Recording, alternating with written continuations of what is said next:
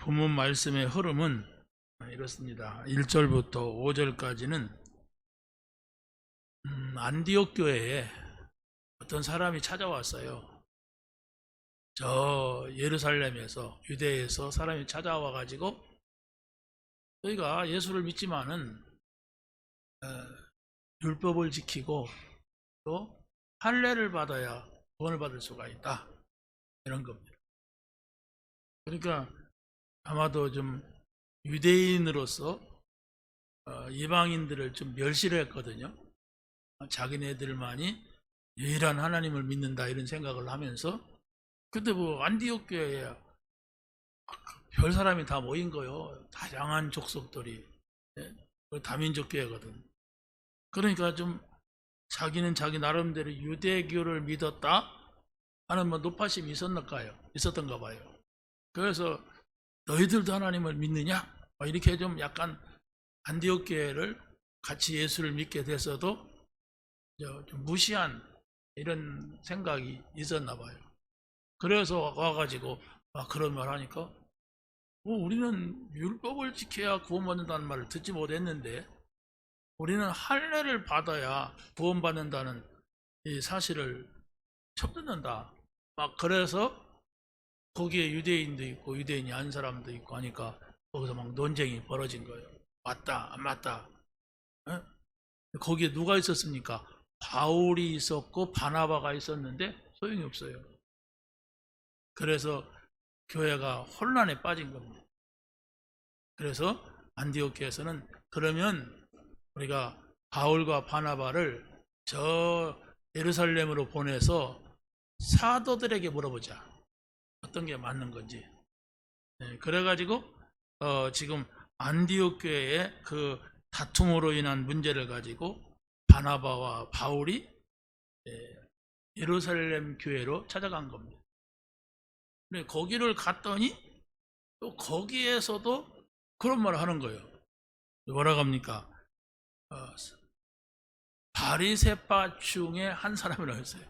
바리새파, 사두개파, 이것은 유대인들이 모였을 때 하는 말이에요. 기독교에서 하는 말이 아닙니다. 근데 바리새파 중에 한 사람이 또 그 말을 하는 거예요. 그 안디옥 교회와 한 말을. 그래서 이방인에게 할례를 행하고 모세의 법을 지켜라, 이러는 거예요. 그래서 여기에서 6절에서부터 21절에 보면은 베드로가 그것을 정리해줘요. 나는 유대인이다. 나도 그래 생각을 했었다. 그런데 내가 보니까 하나님께서 나를 이방인에게 보내가지고 예수 믿게 하는 것을 봤다. 그게 바로 고넬료 사건 아닙니까? 고넬료에게 베드로가 찾아간 것이 아니라 하나님이 찾아가도록 했어요. 그래서 그 사람은 로마인이고 할례도 안 받고 율법도 안 지켰는데도 이 사람이 구원받는 것을 봤단 말이에요. 그러니까 우리는 뭐 율법을 지킨다, 할례를 받는다는 것이 감도 없잖아요, 사실. 뭐 하면 어떻게 안 하고 이렇게 생각하는데 이 사람들은 그게 아니에요. 유대인들은 아주 심각한 겁니다. 이걸 하지 않으면 절대로 안 되는 것이 유대인이었어요. 근데 그 가운데서 예수 믿은 사람들이 바로 예수님이 그리스도라는 사실을 알고 믿으면서도 과거를 버리지 못했단 말입니다. 과거를. 왜? 뭔가가 그 속에 깊이 뿌리 박혀 있어요. 그래서 걷어가면 율법이 나오고 걷어가면 할례가 나오는 거예요. 율법과 할례라고 하는 것은 바로 행위를 통해서 구원받는다는 얘기입니다. 내가 율법을, 말씀을 잘 지키고, 그러면 여러분들이 성경대로 잘 살면 구원받습니까? 내가 막 성경대로 살려고 막 그냥 금식도 하고 막 기도도 많이 하고 막 애를 써. 그게 구원이 아니란 말이에요. 왜? 우리는 성경대로 다 살 수가 없어요. 유대인들은 할례, 남자들 포경수술. 근데 그거 한다고 해서 구원이 이루어지는 것이 아니다. 자, 보세요. 예수가 그리스도시다 하는 것은 예수는 여호와 하나님을 말합니다. 여호와 예수 같은 말이에요. 자, 그런데 구약에서는 여호와 하나님이라고 했고 신약에서는 헬라어이기 때문에 구약에서는 히브리어로 기록을 했거든요. 그 신약에서는 헬라어예요. 그렇기 때문에 여호와 예수는 같은 말이에요. 히브리 말, 헬라 말. 자, 그런데 그리스도 이 말은 선지자, 제사장, 왕 이 말 아닙니까?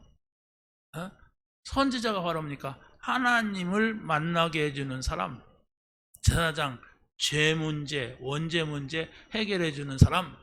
그리고 왕은 사단을 멸하는 최고의 권세를 가진 자. 이 세 가지를 말합니다. 또 왜 그게 필요합니까? 창세기 3장의 인간이 하나님을 떠났어요. 그래서 하나님을 떠난 가운데서는 하나님을 다시 만나는 길이 없단 말이에요. 근데 예수님이 오셔가지고 내가 길이요 진리요 생명이다. 나로 말미암지 않고는 아버지께로 올 자가 없느니라 이랬어요. 로마서 8장 2절에서는 뭐라고 합니까? 그리스도 예수 안에 있는 자에게는 생명의 성령의 법이 죄와 사망의 법에서 너를 해방했느니라. 끝났다는 얘기예요. 원죄 문제. 그리고 요한일서 3장 8절에서는 죄를 짓는 자는 마귀에게 속하나니 하나님의 아들이 나타나신 것은 마귀의 일을 멸하러 오셨다 그랬어요. 그게 바로 사단을 멸한다는 이야기입니다. 그런데 이것을 사람은 할 수가 없어요. 마귀를 사람이 어떻게 멸합니까? 그런데 여호와 하나님이 사람의 몸을 입고 이 땅에 오신다. 그래서 창세기 3장 15절에 여자의 옷으로 오신다. 출애굽기 3장 18절에 피 언약, 양을 잡아서 피를 뿌릴 때에 저주 재앙에서 빠져나오듯이 예수 그리스도의 십자가의 피를 믿으면은 구원을 받는다. 이사야서 7장 14절에 처녀가 아이를 낳을 것이다. 아들을 낳을 것인데 그 이름을 임마누엘, 하나님이 우리와 함께 하시는 것이다. 이렇게 구약에서 언약을 줬어요. 구약에서 언약을 줬는데 그 언약대로 그리스도가 오신 거예요. 자, 여기 보세요. 그 그리스도가 오셨는데 그분이 예수예요. 이 사실을 믿는 거예요. 그래서 이 사실을 여러분들이 정말로 진실하게 바르게 받아들였다면 하나님을 만난 겁니다. 이건 성경에 있는 어떤 사상을 받아들인 게 아니에요. 어떤 지식을 배운 게 아니란 말입니다. 이것은 바로 이 사실은 하나님이 우리에게 성령으로 들어오시는 이야기를 말하는 겁니다. 그러니까 누구든지 사실을 믿으면 하나님이 성령으로 우리 안에 오신단 말이에요. 이것은 바로 여러분의 인격이 돼야 돼요. 인격이 바로 뭡니까? 하나님이 내 안에 오셨습니까? 하나님이 나를 인도해 주세요. 하나님이 내 안에 오셨습니까? 하나님, 내가 이런 문제가 있는데 이건 뭡니까? 그것은 좀 기다려봐라. 내가 너에게 알려줄 거다. 알겠습니다. 기다리겠습니다. 이게 인격적으로 하나님을 만나게 된 거예요. 여러분이 이게 절대적으로 필요합니다. 우리 청년들 모였을 때도 그 얘기를 했는데 어떻게 만납니까? 그러면 여러분이 성경 66권이 바로 하나님의 말씀이에요. 우리가 하나님의 말씀에 귀를 기울여야죠. 근데 성경 66권을 내가 쫙 하고 읽어볼 수가 없어요. 천재들은 그러더라고요. 이건 다 들어갔어 벌써. 우린 천재가 아니야. 천재가 구원받는 게 아니란 말이에요. 그런데 바로 성경을 다 읽을 수 없다면은 여러분들이 강단 메시지만 잘 붙잡아도 됩니다. 강단 메시지 속에 하나님의 말씀, 우리가 한 주간 동안 살아가야 될 하나님의 말씀이 있어요. 그걸 잘 붙잡고 그 앞에 서란 말입니다. 내가 이런 문제가 있는데 하나님 나에게 뭐라고 말씀하시는가? 지난주에 메시지 가운데 이런 말씀이 있었다. 이게 여러분의 머릿속에 마음속에 있어야만 되는 겁니다. 그러면 그렇지 않고 여러분이 세상에 가서 많은 문제를 만나고 많은 일들이 있는데 그걸 가지고 늘 고민만 해, 걱정만 해. 불신자들 그렇게 하잖아요. 이거 어떡하지? 큰일 났네? 이거 어떡하지? 저 사람한테 가서 물어볼까? 저 사람이 날 도와줄까? 이러잖아요. 그게 아니라 우리는 하나님을 아버지로 모셨기 때문에, 네? 하나님을 어머니라고 안 하고 왜 아버지라고 합니까? 그냥 물 갖다 놔요. 이상하네. 오줌 갖고.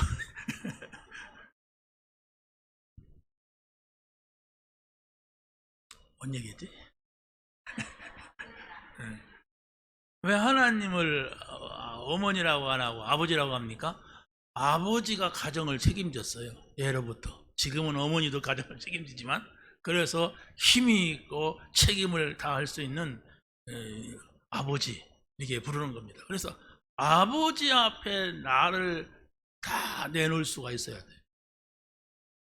근데 절대로 아버지 안 찾아. 아버지 없는 사람입니다. 아버지 없는데 왜 찾아요?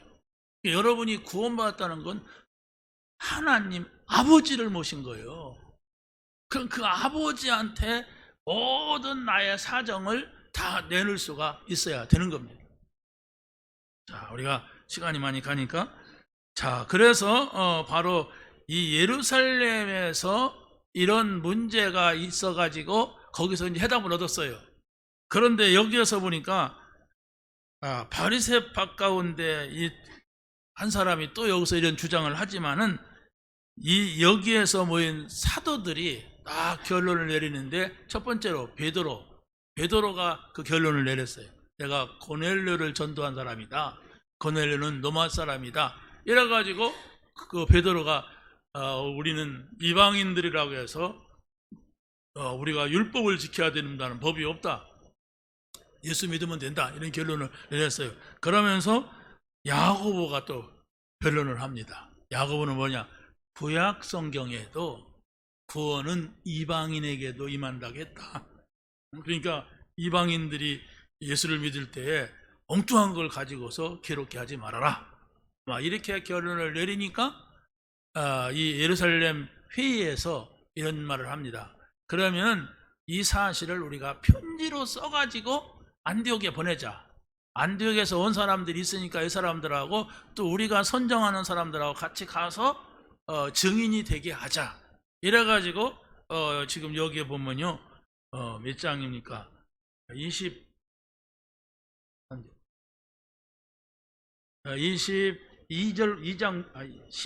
22절부터 35절까지가 이들이 그 답을 가지고 안디옥 교회를 가서 그 편지를 읽어주고 있는 겁니다. 우리는 결론을 내리고 가야 됩니다. 무슨 얘기입니까? 예수를 믿는다고 하는 것은 예수님이 십자가에서 죽으시고 부활하신 것을 믿는 거예요. 예수를 믿는다고 하는 것은 예수님께서 십자가에서 다 이뤘다고 하신 그 말씀을 우리가 붙잡고 믿는 겁니다. 그렇기 때문에 여러분이 어떤 문제가 있다 할지라도 예수님이 십자가에서 모든 문제가 다 해결됐음을 믿어야 됩니다. 그걸 안 믿으면 불신자라니까. 아무리 교회를 다니고 뭐 해도 불신자예요. 불신자로 남아있으면 안 돼요. 자, 그런데 예수님이 십자가에서 모든 문제를 해결했다는 사실을 우리가 믿는데, 그런데 이제 사도행전에서 보니까 뭐라고 또 복음을 설명하냐면, 그리스도, 하나님 나라, 마가다락방, 또 이렇게 설명한단 말이에요. 다시 말하면 갈보리 산에서 예수님이 하신 그 다 이루었다는 그 언약, 그걸 믿는다면 이제 감람산에 하나님 나라로 들어와라. 하나님 나라가 뭐냐? 감람산이다. 그렇게 생각하면 안 되잖아요. 하나님 나라가 뭡니까? 하나님하고 함께 사는 거예요. 그래서 바로 감람산이라고 하는 곳에서 예수님이 40일 동안 하나님 나라에 대해서 말씀을 하신 것이지, 감람산의 의미가 있는 건 아니에요. 무슨 산, 계족산, 계룡산 이런 산의 의미가 있는 것이 아니라, 감람산에서 예수님이 40일 동안 하나님 나라에 산다고 하는 것이 뭐냐, 이것을 말씀을 하신 겁니다. 그러고서 예수님은 승천하셨어요. 그런 다음에 마가다락방에서 예수님이 승천하시면서 보내주신 성령을 충만하게 받았어요. 열흘 동안 기도하면서. 그래서 우리의 복음 뭐냐? 여러분이 결론을 딱 가져야 됩니다. 여러분의 복음이 뭡니까? 물고기 2마리와 보리떡 5개 가지고 5,000명을 먹은 것이 여러분의 복음입니까? 병든 사람이 치유받는 것이 여러분의 복음입니까? 복음일 수가 있어요. 그러나 가장 중요한 것은 거기에 있는 것이 아니에요. 예수님이 그리스도시니까 병든 자도 치유하고, 물고기 2마리 가지고 보리떡 5개를 가지고도 5,000명을 먹이고, 문둥병도 고치고 했지만은, 그러나 더 중요한 것은 예수님이 십자가에서 죽으셨다는 거예요. 그게 바로 우리의 모든 문제가 끝나는 거예요. 그걸 여러분이 잊지 말고 여러분의 생각 속에, 마음 속에, 여러분의 영혼 속에 딱 가지고 있어야 돼요. 왜냐? 우리의 모든 삶은 생각하는 데서 나와요. 허망한 생각을 하는 사람은 허망한 일이 생깁니다. 아무 생각도 안 하는 사람은 아무 생각이 없는 뭐가 나와요? 멍한 게 나와요. 누가 멍합니까? 바보죠. 에? 이게 바보 아니에요? 뭔 얘기를 하면 무슨 말씀이죠? 그렇군요. 이 사람은 알아듣는 사람이에요. 똑똑한 사람이 되란 말이 아닙니다. 하나님의 말씀을 알아듣고 붙잡아야 돼요. 하나님의 말씀은 우리에게 언약으로 주십니다. 그 언약을 주신다고 하는 것은, 그것은 반드시 성취될 언약입니다. 내가 그걸 붙잡고 율법을 지키니까 언약이 이루어지는 거, 그게 아니란 얘기예요. 내가 그걸 붙잡고 언약을 잡고 할례를 받으니까 된다가 아니라, 그냥 언약을 잡고 언약이 무엇인가 그걸 내가 누리는데, 누린다고 하는 게 뭐예요? 좋은 것으로, 귀한 것으로 발견한 거예요. 소경한테 보석이 필요할까요? 아닙니다. 필요하지 않아요. 소경이 모르는데 반지 꼈으면 뭐하고, 그냥 아름다운 그림이 있으면 뭡니까? 안 보이는데. 중요한 건 가치예요. 여러분이 복음의 가치를 깨달아야 돼. 그래서 예수 믿지 않으면 안 되는구나. 저 문제와 사건을 보니까 예수 믿지 않으면 안 되는구나. 저렇게 문제 속에서 살았는데 예수 믿고 저 사람이 저기서 빠져나왔구나, 해방받았구나, 해결받았구나, 이것을 발견해야 돼요. 그래야만이 하나님의 말씀을 언약으로 잡는 거예요. 제가 여러분에게 설교하고 나면 누가 그 설교를 붙잡고 저 커피숍에 가서 나를 기다립니까? 거기서 만나자는 언약이 아닌데. 이상하잖아요. 그런데 내가 아무리 설교 시간에 귀한 얘기를 했다 할지라도, 이따가 5시에 어디서 만나서 내가 중요한 얘기를 하겠습니다. 그러면 그 시간을 기다려야 돼요. 나는 목사님이 설교한 것이 더 중요합니다. 아니요. 그 시간 약속한 게 더 중요해요. 나하고는. 그겁니다. 여러분이 하나님이 구약 언약을 주셨는데 이게 뭔지를 못 알아듣는단 말이에요. 못 알아들으면 졸립니다.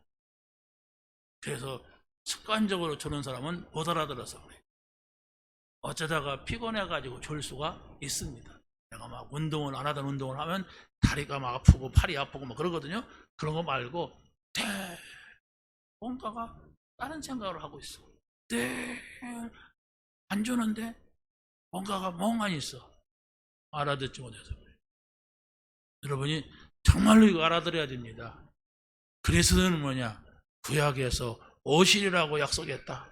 신약에서는 오셨다고 했다. 이분을 내가 만난 거예요.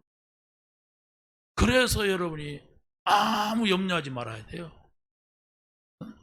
아무 염려하지 말고 기도하라겠어요. 기도 안 하는 사람은 또 아멘도 못하네. 그래서 딱 걸리네. 그리고 내가 기도 안 하는데 또 어떻게 아멘해. 여러분, 정말로 하나님께서 우리에게 뭔 얘기를 했느냐, 가장 가까운 곳은 오늘 뭔 얘기를 했느냐 알아들어야 돼. 그 말을 못 알아들으면 안 된단 말이에요. 말이 안 통하는 사람하고 뭘 하겠어요. 엉뚱한데 사람이. 자, 그래서 오늘 여기에서 우리가 봐야 할 것은 구원은 행위가 아니라 은혜다.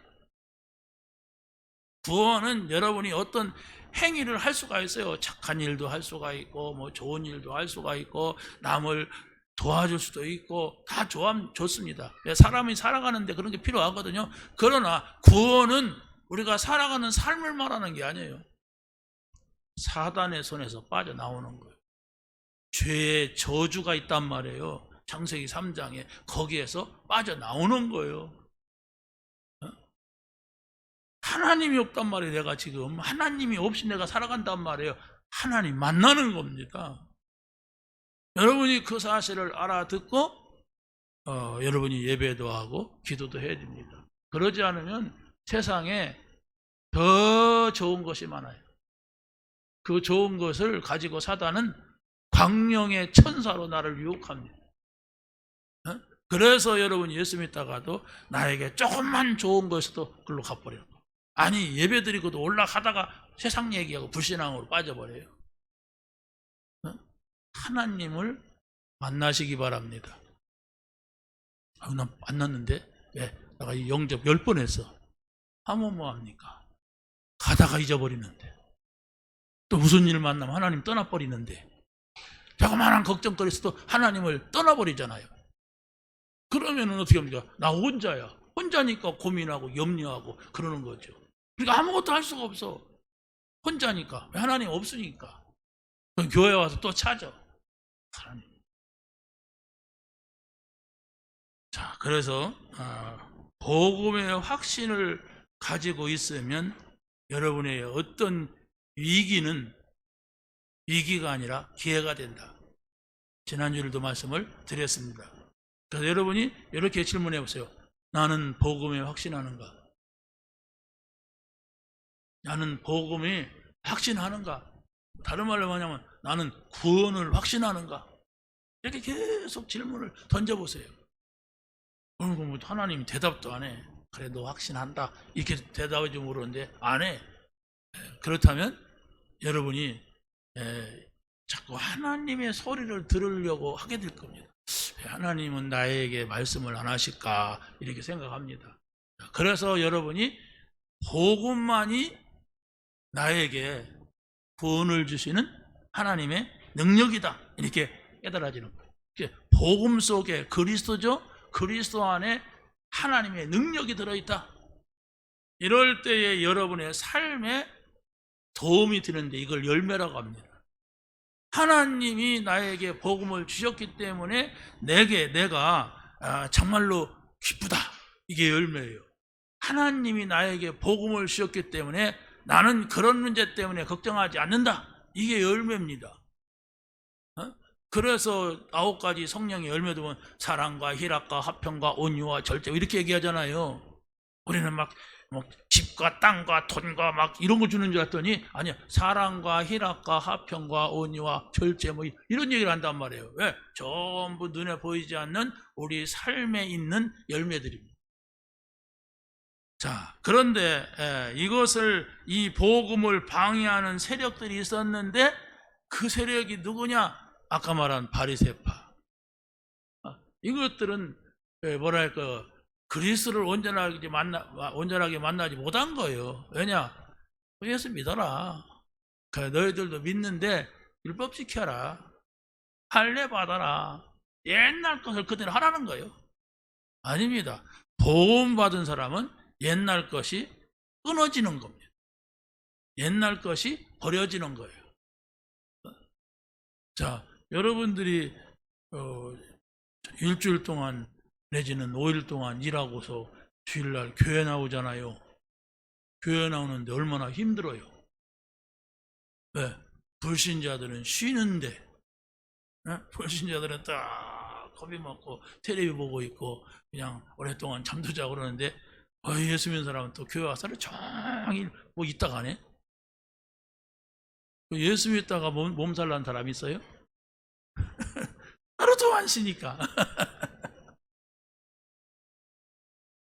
그래서 잘 못 나오는 겁니다. 교회.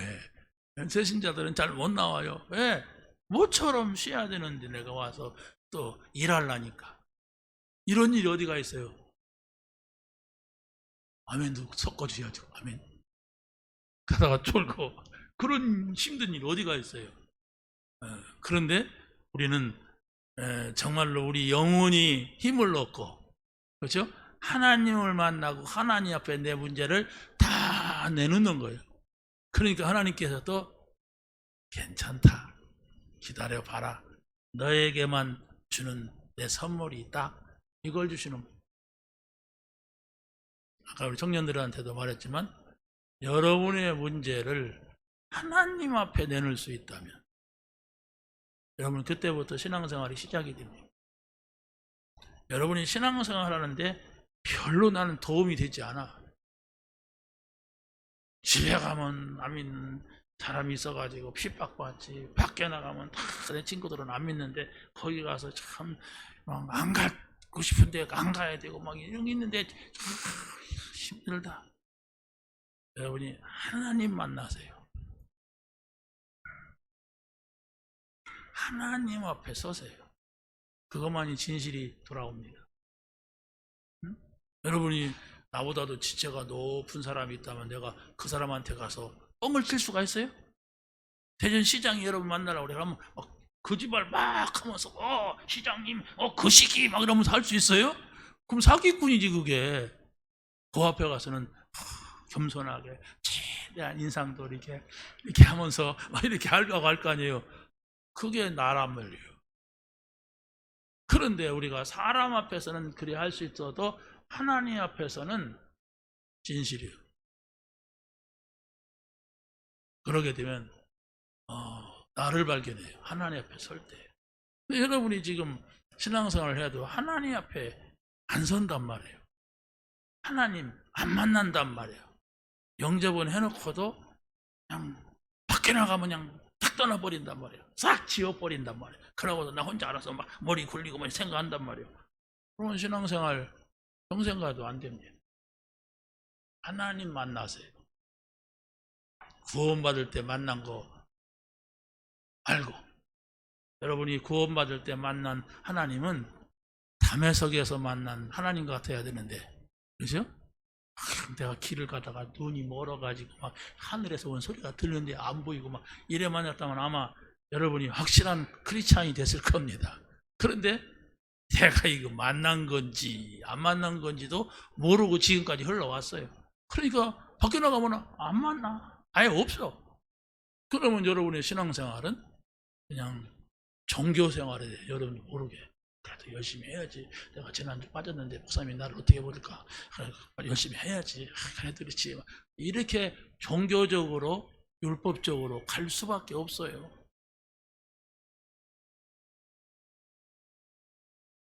여러분 하나님 앞에 서기 바랍니다. 여러분이 식사할 때라도 하나님, 내가 오늘도 하나님 떠나지 않고 내 모든 것을 하나님 앞에 내놓고 기다리게 하옵소서. 이 한마디만 해도 돼요. 하나님 오늘 저에게 주신 말씀, 목사님이 아무래도 딴소리 하다가 지금 설교를 다 못할 것 같은데 그러잖아요. 여러분 이거 언제 다 하는가? 그게 중요한 게 아니야. 지금 난 수요일날 또 할 거예요. 중요한 것은 여러분이 뭔 얘기를 들었냐, 하나님 앞에서. 하나님 말씀을 뭘 붙잡았느냐. 사실은 구원은 행위가 아니고 은혜다, 이것만 붙잡아도 돼요. 그것도 안 붙잡으니까 그렇지. 예? 그것만 붙잡아도 된다니까. 그걸 딱 붙잡고, 아, 내가 구원받은 것은 내가 뭘 해가지고 구원받은 것이야. 하나님의 은혜구나. 뭐가 하나님의 은혜지? 아, 예수님이 사람으로 오셔가지고 십자가에 죽은 것이 나를 위해서다면 이거보다 더 큰 은혜가 어딨어? 이럴 때 내 생각이 바뀌어지는 거예요. 내 마음이 바뀌어지는 거예요. 자, 그래서 두 번째로 여러분이 한번 질문 던져보세요. 나는 성령의 인도하심을 받는가? 이게 중요합니다. 전도하라고 하니까 막 억지로 전도 이게 들어봐야 소용없어요. 나는 성령의 인도를 받는가? 성경에서 성령의 인도받는 사람들은 전부 자기 삶에 이 귀한 복음을 전달하려고 하는 삶을 살았어요. 그게 하나님하고 통하는 일입니다. 그런데 성령의 인도 안 받고서 내가 전도하려니까 그게 무거운 짐이 드는 거죠. 네, 자기 머리 써야 되니까, 자기 시간 내야 되니까 힘들잖아요. 그래서 바로 베드로가 설명을 하는 겁니다. 사마리아는 우리 유대인들이 가지 않는 지역이었다. 그런데 거기에서 복음 받는 사람이 있었다. 빌립이 거기 가서 복음 받고 전도하고 복음 전할 때 많은 사람들이 예수 믿게 됐다. 그래서 내가 거기에 파송돼 가지고 갔지 않았냐, 베드로와 요한이. 그래서 사마리아에도 하나님께서 성령을 주시는구나, 이걸 확인했어요. 아까 말한 고넬료도 그렇고, 고넬료도 로마 사람이지만 이 사람이 예수 믿는 것을 봤어요. 그러니까 유대인이나 이방인이나 차별이 없다, 구원받는 데는. 요 하나를 정리해 준 거예요. 그래서 베드로는 유대인이나 이방인이나 헬라인이나 모든 사람들이 구원받는 데는 동일하다, 이렇게 결론을 내렸습니다. 자, 그러니까 또 바울과 바나바가 현장에서, 이 사람들은 전도자잖아요. 전도 현장에서 많은 사람들이, 이방인들이 주님께 돌아오는 것을 간증했습니다. 그러니까 거기에 모였던 사람들이 아주 거기에서 은혜를 받게 되었어요. 그리고 야고보라고 하는 사도가 또 일어난 거예요. 그래서 성경을 말하면서 거기 사도행전 15장 15절부터 18절은 구약에 있는 말씀을 가져온 겁니다. 한번 읽어보세요. 거기 시작. 선지자들의 말씀이 이와 일치하도다. 기록된 바 이는 그 남은 사람들이 내 이름으로 일컬음을 받는 모든 이방인들로 주를 찾게 하려 함이라 하셨은즉, 즉 예로부터 이것을 알게 하시는 주의 말씀이 함과 같으니라. 야고보가 다 이렇게 정리를 한 겁니다. 구약에도 이방인들이 주님께 돌아오는 이런 말씀이 있다. 그러니까 유대 사상, 종교적 사상입니다. 그 사상을 가지고서 이 이방인들을 괴롭게 하고 제한하지 말아라, 이랬습니다. 무슨 얘기인가 우리가 알아야 됩니다. 구원은 예수 믿으면 된다. 누구든지 복음을 받아들여라. 복음을 받으면 구원 받는다. 이걸 말씀하고 있어요. 이것은 2000년 전에 있었던 이야기인데, 그럼 지금은 우리는 뭡니까? 나는 구원 받았는가? 한번 생각을 해보세요. 나는 구원 받았는가? 모르겠습니다. 용기 있는 사람 그러죠. 잘 모르겠습니다. 기준이 있습니다. 내가 지금 하나님 떠난 상태인가? 지금 하나님을 만나고 있는가? 내가 지금 문제가 왔는데 나 혼자 생각하는가? 내가 이걸 가지고 하나님 앞에 갖다 놓고 생각하는가? 내가 매일매일 일 속에서도 하나님한테 내 이 사정을 말하는가? 아니면 하루 종일 내 생각만 하고 있는가? 이런 속에 찾아야 돼요. 여러분이 아침에 일어나서 직장 가시는 분이 있다면 직장 갔다가 거기서 끝나면 어디로 가야 당연한 겁니까? 집으로 가요. 당연하죠. 근데 사우나에서 자고 출근해. 곤란한 사람 아니에요. 계속 그런다면. 하루 마누라하고 싸워가지고 그런다 몰라도 계속 사우나 가서 이렇게 자고서 출근해. 집 없는 사람이잖아요. 어? 여러분이 하나님은 나의 아버지예요. 그래서 아버지 앞에 나가는 거예요. 그 앞에서 여러분의 모든 사정을 말하는 거예요. 그러면 하나님께서 그 모든 것을 책임져 주시는 거예요. 예수님이 무거운 짐을 지고 있느냐? 수고하고 무거운 짐진 자들아 다 내게로 오라. 내가 너희를 쉬게 하리라. 나는 마음이 온유하고 겸손하다. 내 멍에를 메고 내게 와서 배우라. 내 멍에가 뭡니까? 예수님이 지신 십자가를 말합니다. 왜 내가 이 십자가를 졌는지 아느냐? 이걸 보고 배워라. 내가 그냥 진 것이 아니다. 그랬어요. 그러니까 여러분이 그걸 보고 내 문제 예수님한테 맡기면 되겠구나. 내 문제 저분한테 맡기면 되겠구나. 이렇게 믿음이라고 합니다.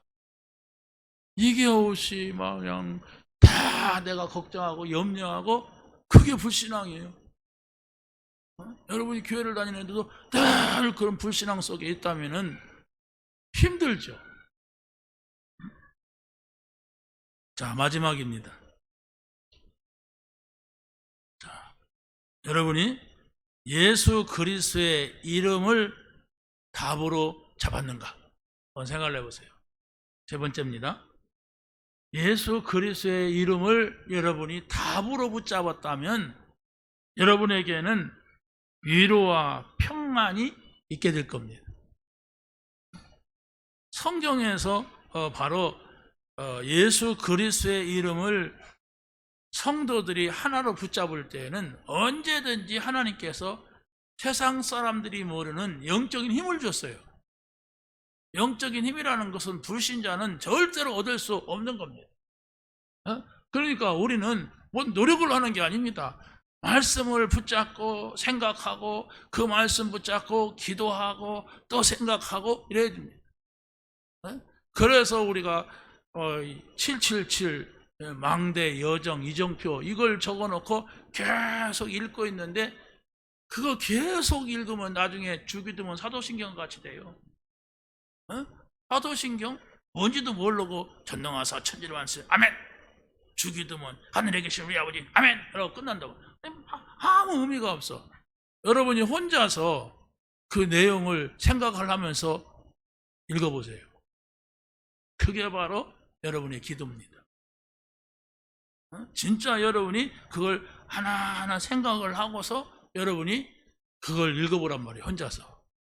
그럴 때에 그게 여러분의 삶으로 바뀌는 겁니다. 전능하사 천지를 만드신 하나님 아버지를 내가 믿을까 말까. 이러니까 문제죠. 이제 믿사오며 좀 기다리세요. 그러고 기다리고서 또 읽어보란 말이에요. 그래야만이 그 말씀이 나는 전능하시고 천지 만물을 창조하신 하나님을 믿는다. 이게 여러분이 계속 고백이 된다면 이거 같은 능력자가 어디 있습니까? 천지를 만드신 전능하신 옆집 아저씨를 내가 믿사오며 그게 아니라 우리 아버지란 말이에요. 아버지를 내가 믿사오며 그 외아들 우리 주 예수 그리스도까지 믿는단 말이에요. 다 똑같은 말이죠. 성령으로 잉태하사 그러잖아요. 이게 그냥 그 말씀 한 절 한 절이 전부가 다 우리의 믿음이 돼요. 그게 사도신경이에요. 사도신경 믿어야 될 책이란 말이에요. 사도들이 써놓은 하늘에 계신 우리 아버지 그 이름이 거룩히 여김을 받으시오며 이게 보통 고백이 아니란 말이에요. 우리 주기도문하고 빨리 끝냅시다. 밥 먹으러 갑시다. 하늘에 계신 우리 아버지는 가니까 이게 문제지. 아무 의미도 없이 그냥 하늘에 계시는 어디 하늘이 어딘지 모르고 그냥 하늘에 계시는 우리 아버지를 그렇게 아멘 그러고 빨리 가자 이렇게 하니까 이게 이제 습관이 된 거라. 여러분 뭘 붙잡고 여러분이 하나님 앞에 여러분을 세우겠습니까? 어디다 대고 여러분이 기도하겠습니까? 말씀 앞에, 성경 앞에, 그렇죠? 강단 메시지 가지고 매일매일 주시는 말씀을 가지고서 여러분이 하나님 제가 이렇습니다. 이럼에도 불구하고 저는 늘 이렇게 삽니다. 하나님 어떻게 고칠 방법이 없을까요? 왜 하나님을 믿으면서 나는 이렇게 힘이 없을까요? 내가 왜 하나님을 믿으면서도 이렇게 잡생각이 많아가지고 꿈을 많이 꿀까요?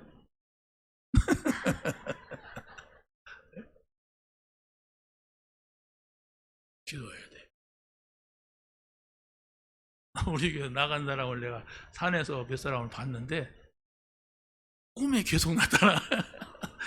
그냥 살아. 그냥 평화 안녕하세요 뭐 이러고. 이게 뭔 사인이냐. 계속 꿈에 보여. 그래서 얘기하고. 이게 뭘까?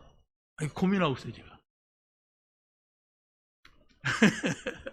자, 오늘 우리는 결론을 내려야 됩니다. 바로 예수 그리스도의 이름으로 우리는 성령의 인도받는 전도방향입니다. 여러분이 성령의 인도받는 사람은 전도방향이 생겨요. 내가 전도자로 살자 이래 안 해도 성령은 전도자의 삶을 이끌어갑니다. 나는 전도하기 싫은데 제일 싫은 게 전도인데 아니에요. 성령의 인도를 안 받으니까 그래요. 성령의 인도가 뭔지 모르니까 그러지 늘 성령이 인도하셔야 된다. 하나님 여기를 가야 되는데요. 이 일을 해야 되는데요. 하나님이 시키시는 일이 뭡니까? 하나님 저를 어디로 보내시렵니까? 대답 안 해도 계속 그 질문을 하세요. 그러면 어느 때인가 어느 시간표인가 어느 시간인가는 딱 하나님께서 시작해 하실 때가 있을 겁니다. 그게 내 생각이거든. 그게 바로 내가 그분을 모시고 있고 그분을 내가 지금 함께하고 있는 겁니다. 여기에서 메시지가 길어도 어떤 말씀을 내가 붙잡고 있느냐 이게 중요한 거예요. 성령의 예수 그리스도의 이름으로 성령의 인도를 받는다면 여러분 마음속에 하나님하고 함께하는 것이기 때문에 기쁨이요 위로요 평안이 있게 됩니다. 예수님께서 그런 말씀하셨어요. 보혜사 성령을 너에게 보내주어 너희 속에 영원히 함께 있게 하겠다. 보혜사 성령이 오시면 모든 걸 가르쳐주고 생각나게 하리라. 그리고 이 평안을 너희에게 주노라. 이 평안은 세상이 주는 것 같지 아니하니라. 너는 마음에 근심도 말고 두려워하지도 말라. 이 한 말씀만 붙잡아도 이 한 말씀을 여러분의 삶으로 계속 연결시킨다면 집에 가서 누구를 만나는 것도 어디 가서 만나는 것도 어떤 일도 성령이 내 안에 계신데 성령이 가르쳐 주시는데 성령이 인도하신다면 내가 물어보자. 평안을 주시는데 왜 내 마음에 평안이 없을까 물어보자. 그럴 때에 하나님께서 여러분에게 그 평안, 그리스도와 함께 있는 평안, 그 기쁨, 하나님 나라 안에 있는 기쁨, 이것이 여러분의 마음속에 가득하게 될 줄로 믿습니다. 하나님 감사합니다. 오늘 주신 말씀 붙잡게 하시고 이 말씀을 누리는 그리스도의 증인 되게 하옵소서. 성령의 인도받는 삶이 되게 하옵소서. 예수 그리스도의 이름으로 기도하옵나이다. 아멘.